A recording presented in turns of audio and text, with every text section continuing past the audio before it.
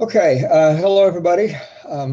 Glad you could log in and hear me talk about my book and answer some questions that you might have. The way I want to do things today is that I'll talk a little bit about myself and my background and my reasons for my motivation for writing the book, and then talk to you quite a bit about the book. Then I'll show you some of the figures that are in the book, some of the pictorial parts, and then we'll have any questions that you might have. I will try to answer. So, okay, I am of course Barry Duncan, and I'm originally from the state of Missouri. And my undergraduate education in psychology was at the University of Missouri in Columbia. Got a bachelor's degree there.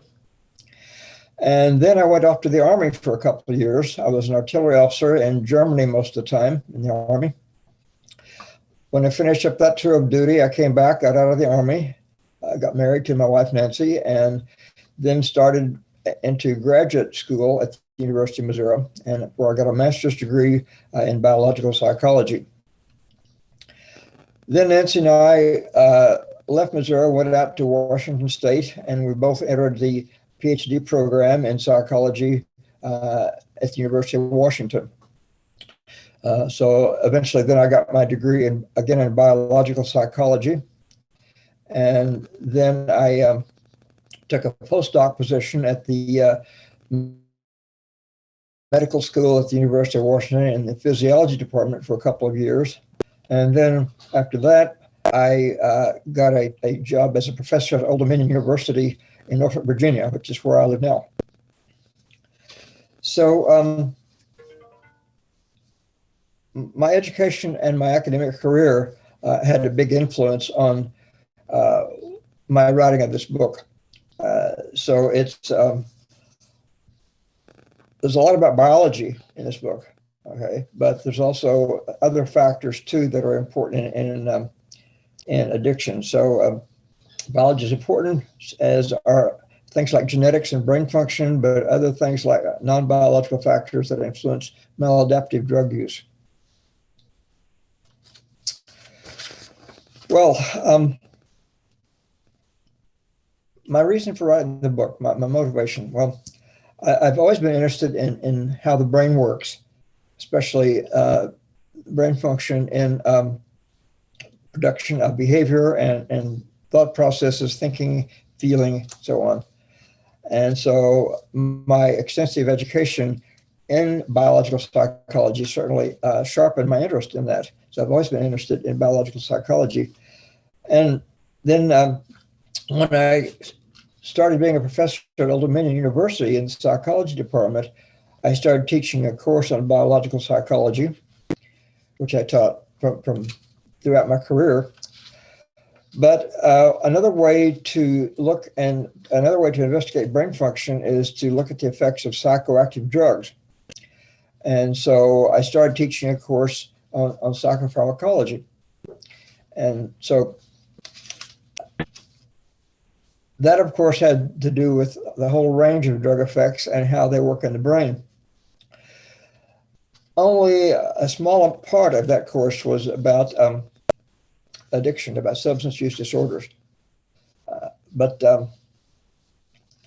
So after a couple of years of teaching that course, the counseling department at Old Dominion University requested that the psych department start teaching a course that was entirely about substance use disorders, a course on addiction.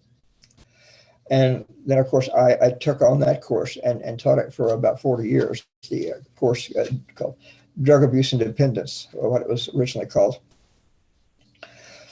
Well, for those two courses I was teaching, there were a lot of good books available for the first course on psychopharmacology, which had only minor coverage of addiction. So I had no problem finding a book for that course. But for the course on addiction, I couldn't really find any books that I really liked to use that course. A lot of books about addiction were mostly about treatment. And I wanted a book that talked about treatment, but also included more about the causes of addiction and the consequences of addiction. So I often thought about maybe I should just write a book about that I would like, to use for my course. But I was pretty busy teaching the courses, and I also was conducting research in behavioral pharmacology, so didn't really have time to start writing a book until I retired in 2008. And then I decided I would write my ideal book to be used in a course about addiction. So I managed to convince people at Cambridge University Press that this book would be worth their time and effort. And so we worked together for about 10 years to write this book. And of course, my wife, Nancy, helped me a great deal in writing this book because she's also a professor of biological psychology. And so she was my in-house editor and gave me a lot of help with it. So that's my motivation for writing the book. I was teaching a course about addiction. I couldn't find a good book for it, so I had to write one, which I finally did. I want to talk about some of the key features of this book, some of the most important parts of it.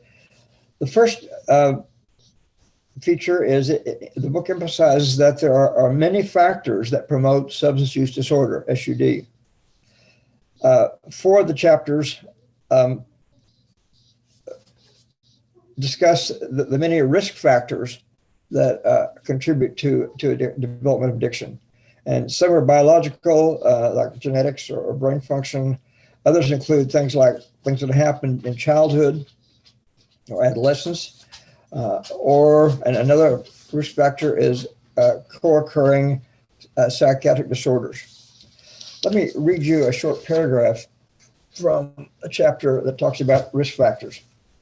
Okay.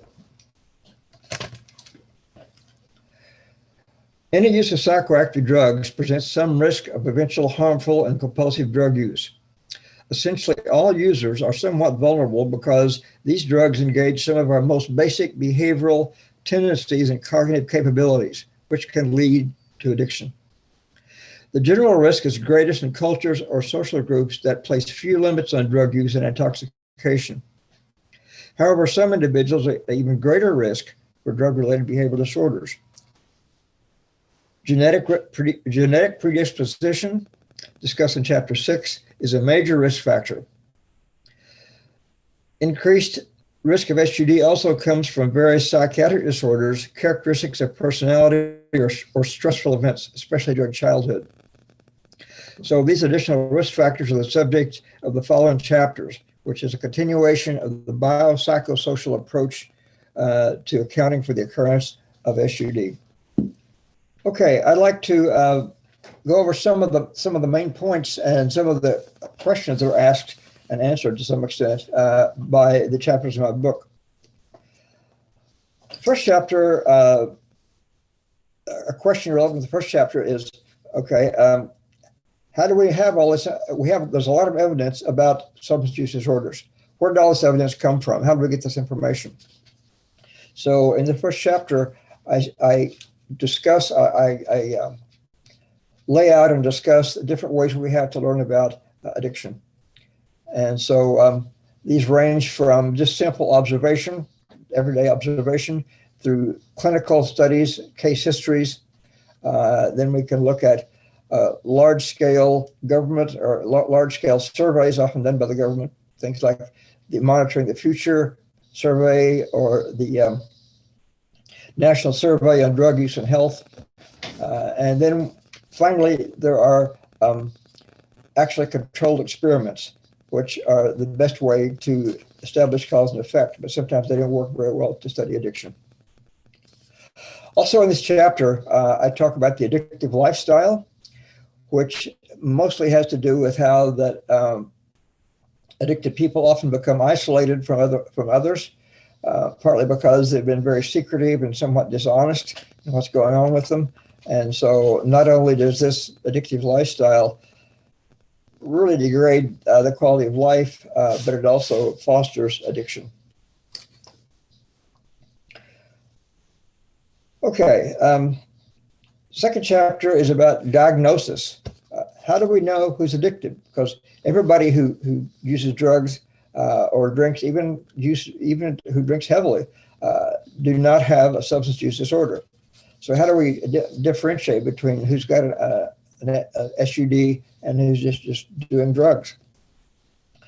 Well, the answer to that is there are diagnostic methods established, and these are mostly the most popular ones are in the DSM-4 and 5. DSM stands for Diagnostic and Statistical Manual of the American Psychiatric Association. The DSM-4 came out in 1994, and it was revised in 2000. The DSM-5, the current version, came out in 2013. I describe both the DSM-4 and the DSM-5 because a lot of information, a lot of evidence came out in research that was guided by the DSM-4. So a lot of that material is still very valuable today.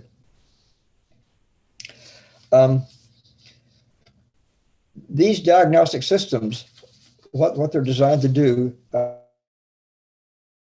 is to capture the two main features of addiction, that is continued harmful use of drugs or alcohol, drugs, substances, and the inability to control that use. So harmful effects and inability to control the use.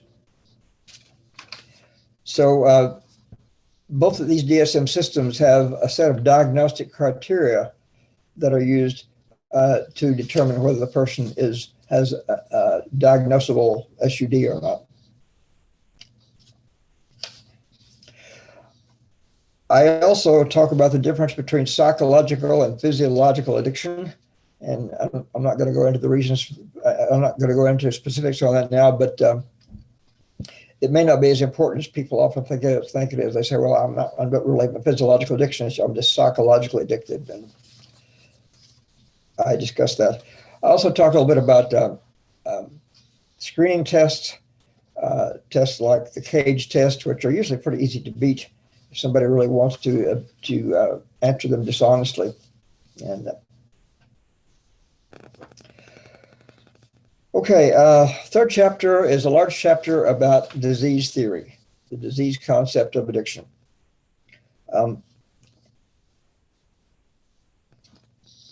I talk about the history and the current state of disease explanation, and it is well accepted by many people and the public. When you start looking at people who are professional investigators, it's a mixed bag then, whether they accept the disease theory or not. I talk about the benefits of disease theory and the limitations of that. And the American Society of Addiction Medicine lists like 5 characteristics of a disease of addiction. And I go through each of these 5 characteristics and show that most of them don't really support the idea, the premise that addiction is a disease very well. So I don't really answer the question whether it's a disease or not. I just lay out the benefits, the limitations, and let people figure out the results, the answer for themselves.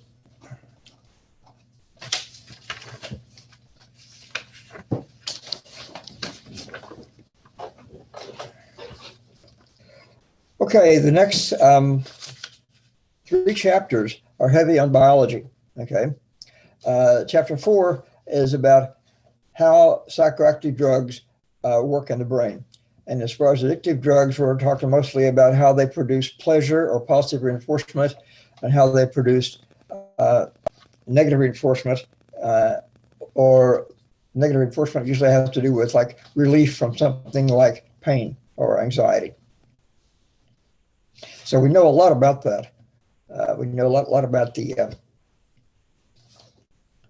how psychoactive drugs work in the brain. Chapter 5 has to do with, okay, so we know how drugs work in the brain, but how do they produce addiction? Okay. So I talk about current theories of the brain's response that causes addiction, and I talk about theories of George Koob, Nora Volkow, Peter Kalivas, Anna Childress, Kent Berridge, and Robinson, and other neuroscientists. I talk about their theories. I present a lot of complex material, but I do it in relatively simple terms that should be understandable by most students without a history of biology, without much expertise in biology. Next chapter, again, is part of the neuroscience part of the book, and this is about genetics. So it asks the questions, well, how do genetic factors influence addiction? And so I start off, okay, there's a lot of evidence about genetics, the genetic influence on addiction. I start off looking at the older adoption studies, and then I talk about twin studies, and I talk about studies where scientists look at the children of people, look at children whose family has a history of substance abuse. The thing there is that if you just look at brain function or behavior of a person who's addicted, you might not be sure whether whatever you're looking at, if it's a brain function difference, it might be a cause of the addiction, or it might be a result of the addiction because all the drugs he's been taking rather than causing him to take all those drugs. So if you look at like young 10, 12, 13-year-old kids who haven't had much or any drug use, then differences that you might see, you can see if that is associated with the vulnerability to addiction.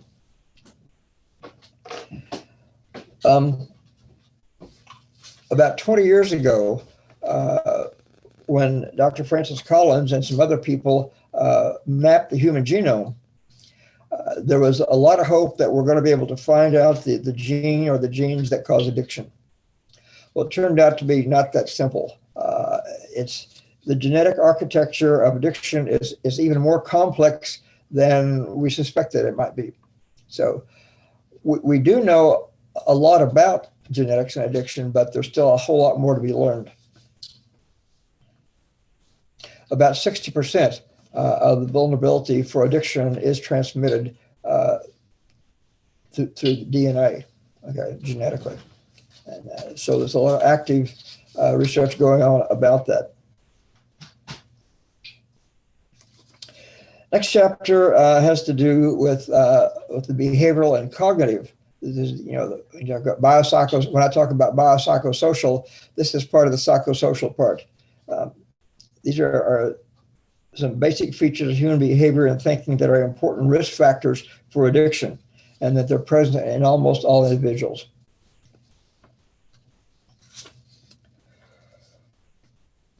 Next chapter, chapter 8, this is again part of the psycho part of biopsychosocial, and this has to do with co-occurring psychiatric disorders.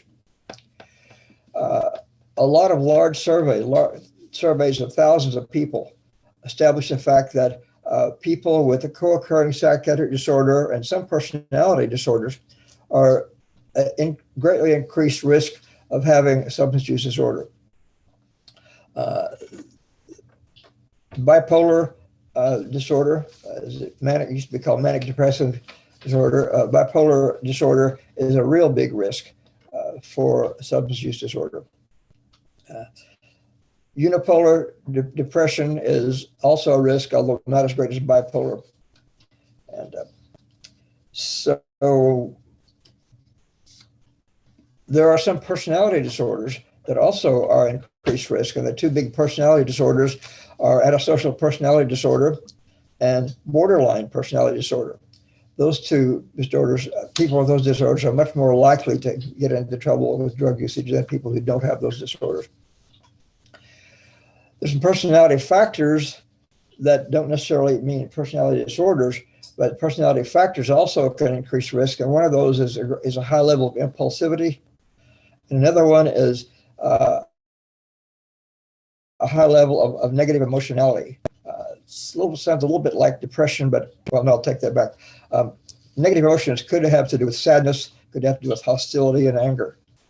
People who have a lot of those type of feelings, again, are at increased risk of addiction. That chapter also talks about the developmental aspects, and that is things that happen to you when you're growing up. And it turns out that things that happen in adolescence can really increase the probability of a person getting addicted. And the biggest thing there, the biggest risk factor is regular use of any addictive drug, including alcohol and tobacco. In fact, most of the information that we have is about alcohol and tobacco. Young people in their adolescence, who regularly use nicotine, smoke, or vape, probably, not sure about that yet, but people, nicotine use, regular nicotine use, and regular alcohol use, they might not be addicted at that time, but it like quadruples the probability that they'll become addicted later on in life. So that's an important thing to know about.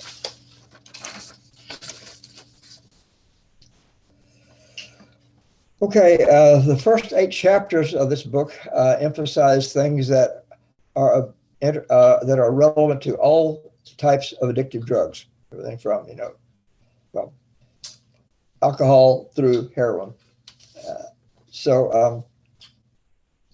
Then the next chapters 9 through 15 describe use disorders for 6 specific drugs or substances, as alcohol, tobacco, cannabis, stimulants, amphetamine, cocaine, tranquilizers, and opioids. I give alcohol 2 chapters because the first chapter about alcohol talks about the dangers of alcohol use, that a person doesn't have to have that it can happen to people who do not have an alcohol use disorder. Talking about things like fatal overdose of alcohol, which is rare, but it happens actually when you look at the entire population. A fair number of people die just from alcohol overdose. Also talk about alcohol-produced blackouts, loss of memory during a drunken episode that can happen to people who are not addicted. Then the next chapter about alcohol is about alcohol use disorders, and there I talk a lot about different types of alcohol use disorders and a lot about the toxic consequences of drinking too much. All these drug-specific chapters I present the demographics of use and disordered use, as how many people use these drugs and how many people getting into trouble using the drugs. And I also talk a little bit about a brief history of the use of these drugs, especially the recent history. For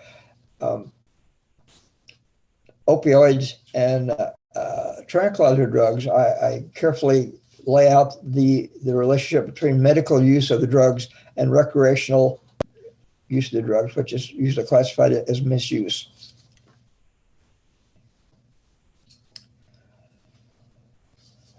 Okay, the last chapter has to do with treatment and recovery from substance use disorders. And big thing here is that there are a lot of different ways that people can use to get out of addiction, using drugs in a harmful way. They range from natural recovery without treatment, and this is something you don't hear much about, you don't see much in most books, but a lot of people stop using addictive drugs, I won't say on their own, but I'll say without professional help. Okay, they might have help from friends or somebody else like that, but a majority of people who have addiction problems do not go into treatment. That's an unfortunate fact, but only, maybe 10 or 15, possibly 20% of people who have addiction problems ever really go into treatment. Okay. And of course, a lot of them stay drinking and drugging throughout their life until they die, which sometimes is earlier. But some of them manage to pull out of it without professional treatment. I talk about that a fair amount in the book. Then there are, of course, the mutual assistance groups, like the 12-step groups, AA and NA being the most well-known ones. And then there are some secular organizations. These are now called mutual assistance groups. They used to be called self-help groups, but they found out that, it turns out that you don't do it by yourself, even in AA, you do it with the help of other people in AA. So that's what's called mutual assistance groups. I also, then there are professionals who help people with addiction problems, and some professionals work just out of an office, and they give counseling or therapy without a person going into a treatment program. Others are other ways to get help are in organized treatment programs, and there can be both outpatient and inpatient treatment programs, and I talk about the difference between those. I also talk about treatment effectiveness. That's how many people actually get out of trouble by going into treatment program. It's surprisingly low number of people. Certainly everybody who goes into treatment doesn't get better. But of course, some people do, and sometimes it takes a couple of times in a treatment program, or they have to keep trying at it for several attempts before they finally manage to leave the drug use behind completely.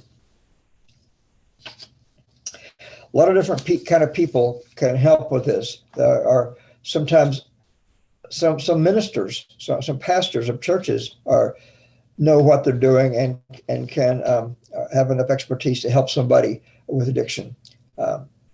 Clinical psychologists can help, as can social workers, counselors can help, and of course, psychiatrists or MDs and other medical doctors can also help. But there's a wide range of people that can help with getting out of addiction problems. Okay, so that's a run through of the content of the book. I want to talk now a little bit about some of the additional features of the book. Each chapter starts with a vignette. I call them a real life vignette. These are a little bit like case histories, but of course they're a lot shorter than case histories. And for most of these little vignettes, the person is not in treatment yet. So they're still in active addiction, and I use a little story to sort of demonstrate what's going on with them. Let me read you one of them. This is the one where a person is getting into trouble with cannabis. This is the vignette. Each chapter starts with one of these vignettes, and this is the one for cannabis. Sam sits at his computer looking over the many photographs he's taken in recent weeks. He intends to edit and assemble these images into a sequence of scenes, a requirement for his visual arts class. He was high on marijuana when he took most of these photos, and while shooting a variety of objects and scenes, he felt that the images were creative and artistic. However, he now sees that they were mundane and not very interesting. He's tried several times on previous days to work with these images. Each time he took a few tokes of cannabis to get the creative juices flowing, but then the time was not well spent. And he made no progress as he diverted into web surfing, Twitter reading, and watching YouTube videos. He told himself that he was researching novel ways to present his pictures, but he also suspects that he was just wasting time and maybe he should try to work straight rather than stoned. He considers stopping marijuana use until he finishes the art class project, but he gets high almost every day. Okay, every day. And the last few times he has decided to cut back on smoking weed, he felt really down, anxious, and restless, and his sleep was disturbed by intense, bizarre dreams. That condition would not be good for finishing up this project, and probably worse than doing it high. So he puts a small bud of potent cannabis into his pipe. Maybe this time he will keep on task and actually accomplish something. Okay, I have a little vignette like that for each chapter.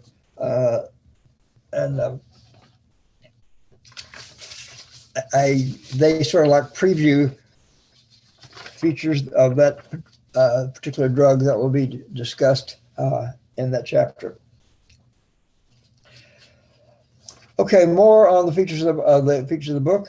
Each chapter starts with an outline to be presented, a material to be presented, and then it also gives a list of learning objectives, which let the student be ready to look for certain things that they need to get from this chapter. At the end of each chapter, there are review questions that provide a personal test of comprehension and opportunity to identify sections that weren't understood very well. And my wife, Nancy, who helped me write this book, she wrote most of those review questions and also the learning objectives. I really appreciate that she did that. Each chapter presents a whole lot of information about drugs and their effects, with emphasis on heavy and compulsive use of the drugs. Of course, I summarize this. Each chapter has a summary where I recap everything I talked about, but also throughout each chapter, I have boxes that are like interim summaries, and they summarize some of the material that just covered and get the student ready to plunge on to the next section of the chapter. These interim summaries of important points are located throughout most chapters, and this feature is intended to concisely convey information and promote our understanding of the subsequent information to be presented. I have 75 total figures in the book. Some of them are charts or tables given the results of surveys about drug use. And others are photographs that illustrate something about drug use. I have 15 of these. Yes, I have 15 of these in a PowerPoint. And Jennifer, if you could start screen sharing and we could start looking at these. These are just representative figures from the book. I will probably give some small comments about each one, but go ahead and advance to the next slide, please. There you go. So, as the title says, this is synaptic transmission. It shows what's going on at the synapse with the neurotransmitter molecules and how that happens. And so I show this for each of the drugs, the neurotransmitters influenced by each drug. Next slide, please. Okay, this shows what happens when a drug goes into the body, when it eventually gets into the brain, from the bloodstream into the brain. Okay, next slide. I like this slide. This is shows brain circuitry, and the upper slide here has to do with it's a rat brain. Okay, so it's the circuitry in the rat brain that's influenced by addictive drugs, and down here it's a human brain, and they're surprisingly similar. The same circuitry, same parts of the brain are there for both rats and people. Of course, people have a lot more up here than the rats do. Next slide. This shows how that the brain tries to counteract and compensate drug effects, and like this shows the change in mood or feeling. First time the drug is taken, it feels good, and then feels bad, and then you get back to normal eventually. And then the lower one shows what happens whenever you keep taking the drug, and so the highs get lower and the lows get lower, what it amounts to. Next slide. This is from a chapter where I talk about craving, and is it says craving increases when drug effects are imminent. If somebody's about to shoot up some heroin or smoke a joint like this guy's doing, the craving gets strongest just before you actually get the drug. Next slide. Okay, one of the personality factors that increases the risk for drug addiction is high level of impulsivity. This picture is supposed to show, didn't exactly know how to show impulsivity. This girl is sticking her head out a moving bus window, probably an impulse sort of thing. We think of drugs making people, addictive drugs making people feel better, but alcohol at least can sometimes make people feel pretty bad. As this guy supposedly is feeling after he took a shot of liquor. We hear alcohol use is a big risk for suicide.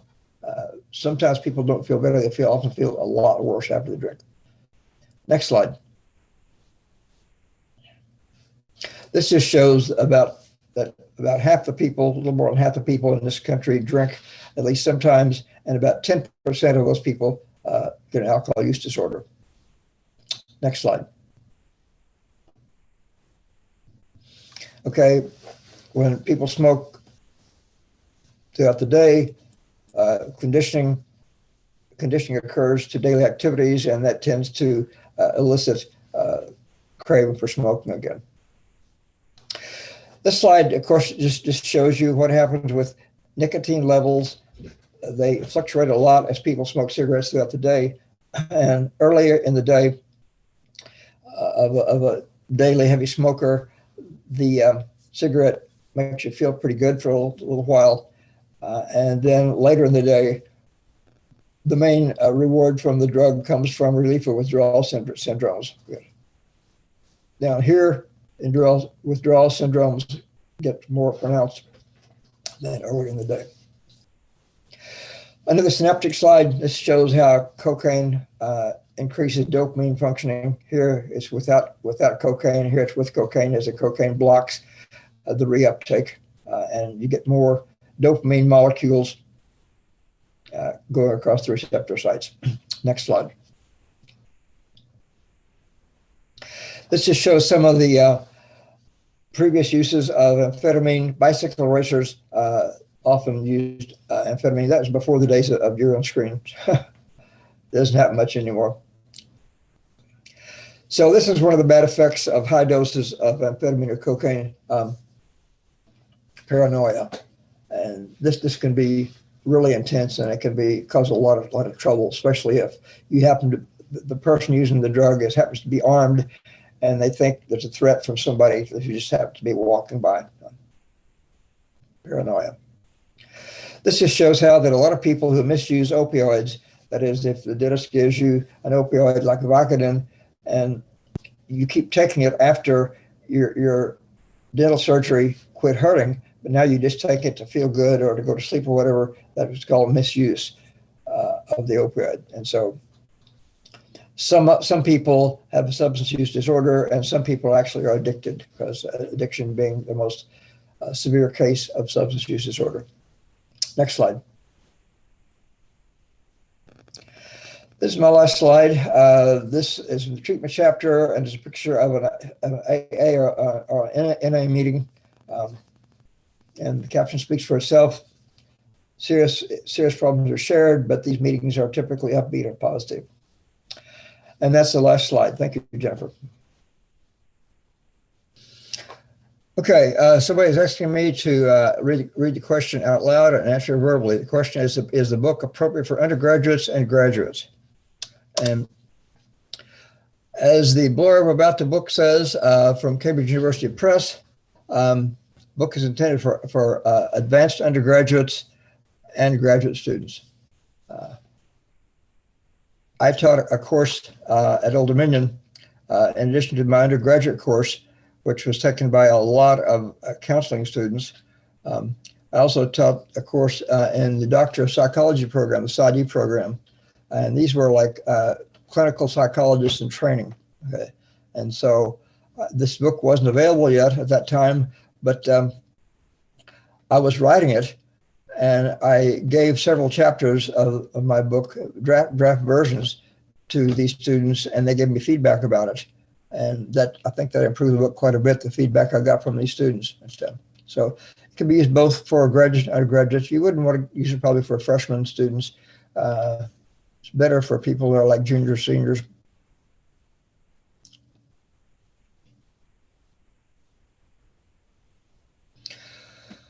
Well, question about which specific course titles should use this book.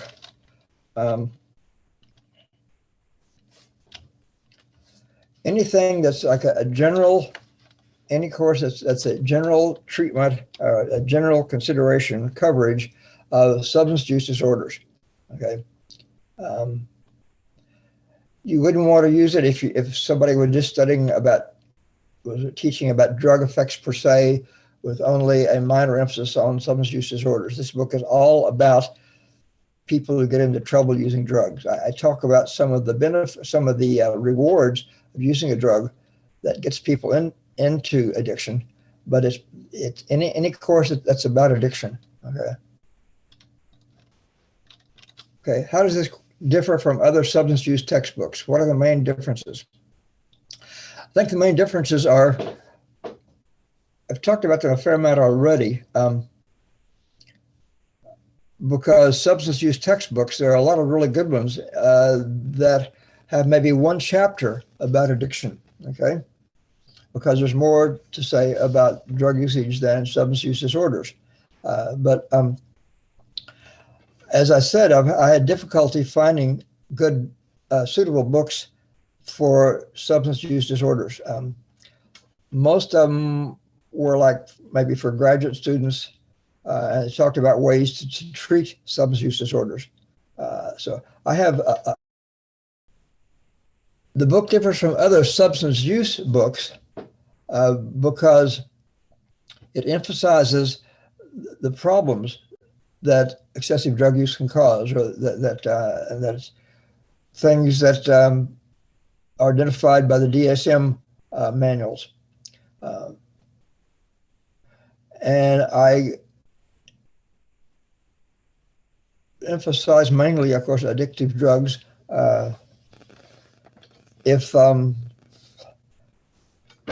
For instance, a substance use textbook would probably cover the range from like caffeine all the way up through drugs like LSD. I don't talk about caffeine or LSD. I don't talk about caffeine or hallucinogens. Hallucinogens can cause people problems, but usually you can't get addicted to them. It's not like somebody trips on LSD every day. You know, it's just too intense an experience for that. And so I'm not saying that hallucinogens are harmless. Of course, people can get into trouble using hallucinogens, but they don't usually get addiction to hallucinogens is almost impossible. Okay. And so what I'm saying, other substance use textbooks probably have even a wider range of coverage that, as far as which drugs they cover than mine does. But they probably don't have nearly as much about addiction per se and the causes, like the genetics and the brain function parts of addiction.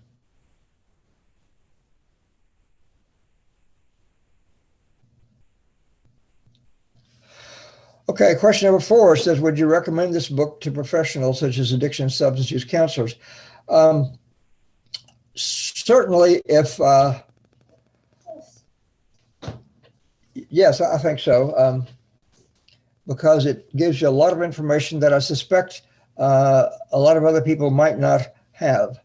For instance, if someone's like a pastoral counselor, that is a minister who knows a lot about the trouble people get into and could help people spiritually try to get past addiction, get into recovery, but they might not know a whole lot about the genetics of it or what's happening in the brain or all the other risk factors.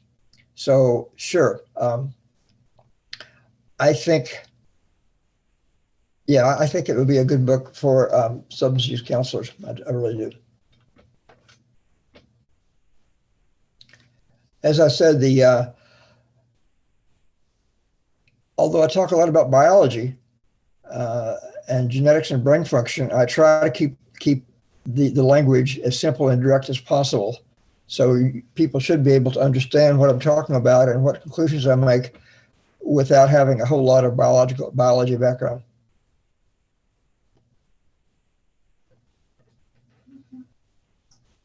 I hope I gave you some useful information about my book. Um, I hope some of you will